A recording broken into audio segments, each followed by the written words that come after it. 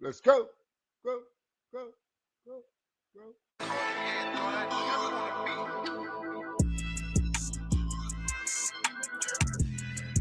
Yeah, yeah, yeah, yeah, yeah.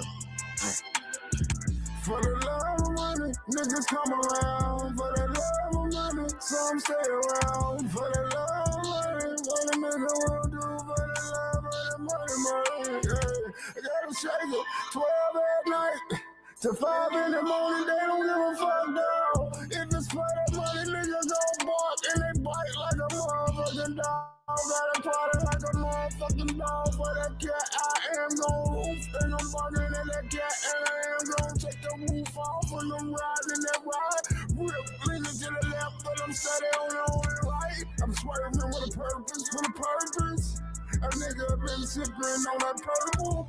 A nigga been cheaping on that purple. Cause I'm getting money. Cause I'm getting money. And I'm laughing all the way to the motherfucking bank. And I'm telling her, tell me later. And she thinking what I'm thinking. Damn me getting money. I walk about the bank and I stuck up in the wheel. Headed to my next big destination. Somewhere where I'm gonna be faded. Sipping on a motherfucking Molotov. Feet in the fucking sand. Looking like a motherfucking distant fucking land myself.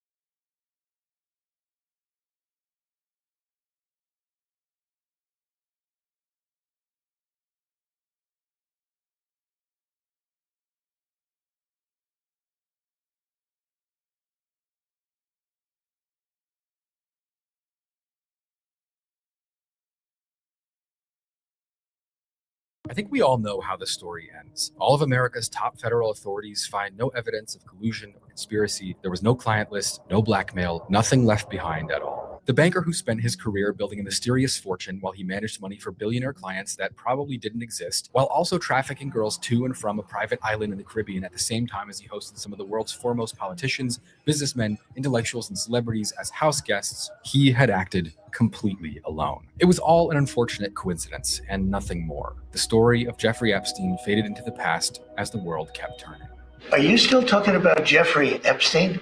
Or at least that's what the story would have been if there weren't already mountains and mountains of evidence of Epstein being not just a psychopath, but also at the center of a crime ring that involved the world's most powerful people, procuring victims for them to abuse together. Even now, with the federal government conflicting themselves and going back on their word in regards to his case, the controversy and mystery around Jeffrey Epstein has reached a fever pitch. Silence doesn't make it go away. It's only made the questions grow louder as people's trust in our leadership is turning to dust.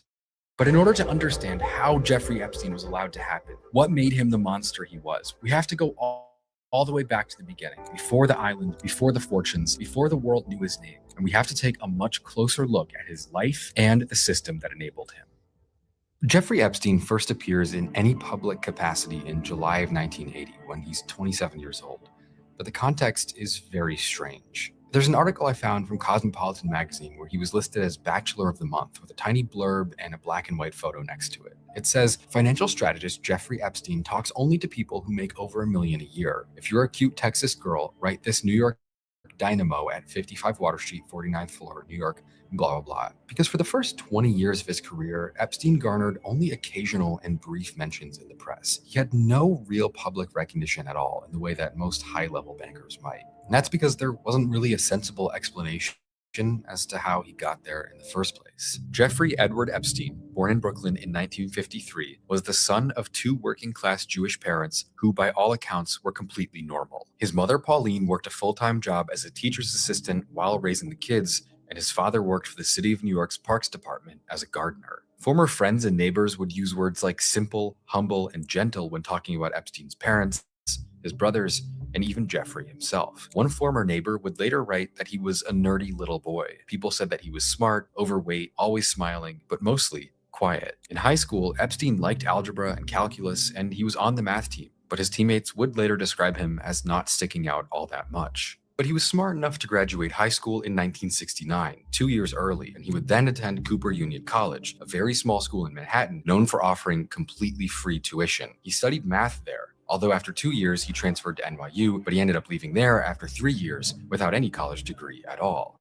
But within 2 months, Epstein had picked up a full-time job anyway. He'd become a high school math teacher, not just at any school, but at one of the most prestigious in Manhattan, a school for the children of the elites. The students were the children of highly paid bankers, developers, politicians, people that could afford to pay a tuition equal to $50,000 a year today. By the time he started teaching at Dalton, Epstein was almost a completely different person. Basically, as a teacher, Jeffrey Epstein was a sleazy scumbag and a bit of a disaster. In the mid-1970s, students at one of New York's most esteemed prep schools were surprised to encounter a new teacher who pushed the limits of the school's strict dress code, wandering the halls in a fur coat, gold chains, and an open shirt that exposed his chest. But it wasn't just a willingness to dress provocatively, it was how he interacted with students that left an impression on many of them for decades after. He was apparently popular among female students, as many young teachers might be, but the problem was that he not only embraced the attention, but also seemed to have chased after it. The story goes that at one point, he even started showing up at students' parties, including ones where they would have been drinking underage. But before this private school teacher in his mid-20s could ever get involved in something that might implicate him in a serious way, Epstein was fired from the Dalton School for performance issues. He simply wasn't a good teacher. But at the same time, though, he was able to move his career in a way that I could only describe as failing upwards. Because if you fast forward about 20 years, Epstein was no longer this sort of aimless college dropout who had a reputation for being a bit of a creep towards students at the school he worked at. It was almost as if Epstein would go on to become a completely, literally different person. When you look deeper at how exactly Epstein goes from this disgraced school teacher to flying a jetliner around the world while he rubs elbows with the rich and famous, the puzzle pieces don't really fit together. It would only be a few months after getting fired from the Dalton School in 1976 until Epstein found another job. Specifically, he got hired at the giant investment firm Bear Stearns as an assistant to a floor trader. And it's the second time he did that in just a couple of years. Because if he did do one thing right while working at Dalton, it was impress his students' rich and powerful parents. Specifically, he was hired off the recommendation of a student's parent he had impressed who also happened to be friends with Alan Greenberg, CEO of the bajillion-dollar Bear Stearns investment bank. Greenberg was also known for coming from a working-class background, and he liked to hire people with what he called PSD degrees: poor, smart, and desperate to be rich. Whether or not getting his foot in the door was his original goal while working at a private school, whatever it was, Epstein had launched himself up the ladder in a massive way. And it's kind of weird, but Epstein's time at this giant financial services firm, it wasn't all that different from his time as a teacher. Within just 4 years there, he gets promoted from junior assistant to limited partner, which is a pretty crazy trajectory for someone with no college degree. But then, just a year after that, he was actually asked to quit or be fired during an SEC investigation into insider trading at Bear Stearns. But for the rest of the 1980s, he would start or get involved in a strange series of businesses that, if we didn't know they existed, kind of sound made up. Probably the strangest out of everything he did during this time was Towers Financial Corporation, a collection agency that was in the business of buying consumer medical debt. While he was hired as a consultant and paid the equivalent of $69,000 a month today, the first job he was given was to start using the company as a raiding vessel for corporate takeovers. In the 80s, there was this popular practice of buying a large stake in a corporation, then firing top executives, and then downsizing even further to increase the share value before selling. Basically, you take over and ruin a company just to make money from it. And their first move was to attempt a takeover of a kind of old, declining airline, Pan American World Airways, in 1987. A year later, they also tried to take over Emory Air Freight. And while both attempts failed, that wasn't the problem. The problem is that they were using money they didn't actually have. Basically, while this company was claiming to be a debt collection agency, they had also raised $500 million from investors while promising big returns. They used the money on private jets, fancy houses, expensive cars, and their plan for paying it all back was to attempt those crazy corporate takeovers that were supposed to make enough profit to cover everything. But then when the takeovers failed, they had nowhere to turn, no money to repay the investors, and it all fell apart. And so in 1993, Towers Financial would implode after being exposed as one of the biggest Ponzi schemes in American history. But when it came time for his former business partner, Stephen Hoffenberg, to be deposed and tell his side of the story in court, he didn't just throw Epstein under the bus. He basically blamed the whole thing on him. But by the time the company collapsed and was being investigated, Epstein had already been gone for 3 years. He would never be charged with anything related to Towers Financial. Meanwhile, his business partner Hoffenberg, he would spend nearly 20 years in prison. I don't think we have an exact reason why Epstein was never charged for being on the inside of one of the biggest Ponzi schemes ever.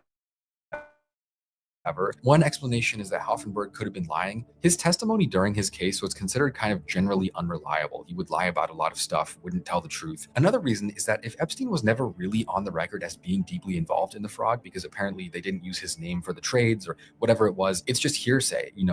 We can't really prove that he's involved in the scam, so it's not worth pursuing if they did have Hoffenberg right in front of them and they could just punish him. However, another person would later write that it was only because of lazy prosecution that Epstein walked away and that he was definitely involved as far as anyone can tell. Especially because it's well recorded that during the peak of the Towers Financial scam, Epstein was physically accompanying Hoffenberg around the world on his jet. He was meeting with investors. He was with him a lot of the time. And that's because somehow, after walking away from a moderately high-paying consultant job and apparently having nothing to do with the hundreds of millions of dirty money they made, he somehow pops up again a couple years later, completely reinvented, like his old self never existed at all. But the idea that Epstein's career is just kind of a story about failing upwards, like I mentioned earlier, that doesn't even really explain how he ends up where he did. Yeah, a teacher at a rich private school might get hired by one of his students' rich parents, okay? But 15 years later, walking away unscathed from one of the worst financial crimes in American history. I mean, seriously, most of us probably don't remember, but Towers Financial was absolutely horrible. Even back at that point in his life, a lot of his situations sound like a conspiracy. But of course, that's only one of these really odd stories that have been told about Epstein's careers over the years that imply all these different truths about how he ended up where he did. Multiple people over the years, journalists, friends, business partners, they all recalled Epstein suggesting or hinting that he worked for an intelligence agency, although he never specified which one. But in the mid to late 80s, during the same time he was working at Towers Financial, he also worked with Adnan Khashoggi, the Saudi businessman with ties to the CIA and Mossad, who was best known for being the middleman in transferring American weapons from Israel to Iran during the Iran-Contra affair. Add on to that the fact that Epstein was later found to have a fake Austrian passport with multiple stamps from the Middle East. It only further paints a very confusing picture about Epstein's career. There just isn't a normal, sensible conclusion to this part of Epstein's life. Even after connecting all the dots, it still doesn't make sense. He starts off by dropping out of college without getting his degree, only to get hired at a prestigious school that he then gets fired from for being a bad teacher, only to then get hired at a hugely prestigious investment firm that he also then gets fired from, only to then end up getting implicated in one of the biggest Ponzi schemes in American history that he somehow never faces a single charge for being involved in. Along the way, he acquires fake passports, he does business with arms dealers in the Middle East, and at the end of all of it, he's filthy rich. At every single turn, you see him get not punished, but actually rewarded for stealing, cheating, and lying. But the craziest part of all of that is that that was just the beginning. In the late 80s, Epstein forms a new company, Epstein & Co., a wealth management firm where he establishes immediately that he's not going to take any clients with a net worth of under $1 billion. It was around the time that Epstein launched Epstein & Co., his investment services company, that his life kind of just seems to completely change all over again for what feels like the 100th time in a row. By the early 90s, he's moving like someone who's in charge of an empire. He's flying around the world in a giant jetliner. He's acquiring massive properties around the US, but at the same time, his name never shows up in Forbes. He has no public filings, no client list, no office, but to the people around him, it looks like he owns the world. By the late 90s, Epstein's doing what I could only describe as flying too close to the sun. He's friends with Donald Trump, the Prince of England, Saudi Crown Prince Mohammed bin Salman. He even buys a literal island where he would build an extravagant compound for hosting parties. But after a series of conspicuous stunts, one of which was a trip to Africa on his private plane with Bill Clinton and Kevin Spacey as passengers, it gets to a point where Epstein is too big to ignore. The media, the general public, people are wondering how Epstein made all this money, where he came from, what's the point of everything he does. How he got to this level of social status is yet another strange story in this never-ending list of strange stories. And a big part of it would be this very, very strange story of his connection to the Maxwell family media empire. Robert Maxwell was born Ian Ludwig Hyman Benjamin Hawk. He was a media tycoon businessman with a really strange life. After the war, he changes his name to Robert Maxwell, moves to England, and gets elected into the British Parliament. But he also quickly starts building a media empire across Europe at the same time. Over a period of around 50 years, he ends up owning the Daily Mirror. He owns part of MTV in Europe, the London Daily News. At one point, he even buys the US-based Macmillan Publishers for over $2 billion in the late 80s. But throughout his life, he was also closely linked to Israeli intelligence. Point being, though, is that one of Robert Maxwell's 9 children, Ghislaine, had long been a prominent socialite in London and New York. And after her father died and the family empire collapses in the early 90s, she ends up living in Manhattan, where she would end up dating none other than Jeffrey Epstein. Notably, Ghislaine, the daughter of this internationally known billionaire spy for Israel, would become the primary link between Epstein and his powerful social network. Out of many things she would do for him, she would be the person who introduces him to Prince Andrew, Saudi royals, celebrities, politicians. Of course, Epstein was already pretty well connected, but his relationship with Maxwell was pivotal in him inserting himself into the upper echelon of society. In March of 2003, Vanity Fair journalist Vicky Ward sets out to write a profile about Jeffrey Epstein and figure out what exactly he's all about once and for all. Lately, Jeffrey Epstein's high-flying style has been drawing oohs and ahs. The bachelor financier lives in New York's largest private residence, claims to only take billionaires as clients, and flies celebrities like Bill Clinton and Kevin Spacey on his Boeing 727. But Pierce's air of mystery in the picture changes. And her point was that after peeling back his mask of mystery, something far more alarming than anticipated would be revealed. Her research led her to question the idea that Epstein made all of his money with an exclusive and private investment firm where he'd only take on billionaires as clients. She suggests that Leslie Wexner is the only client Epstein ever had, but even more than that his business isn't really how he made his money at all. What she found made it look like Epstein really wasn't a genius investor at all, but probably acquired the majority of his mysterious fortune from the Tower's financial Ponzi scheme, which he was far more involved in than the official story would suggest. She essentially made him look like a fraud, a con man with no substantial investing history, hiding behind the persona of an elite financial mastermind while building up a social network to make him look a lot more sophisticated than he really was. It's even worse than what they did publish about him is what they didn't.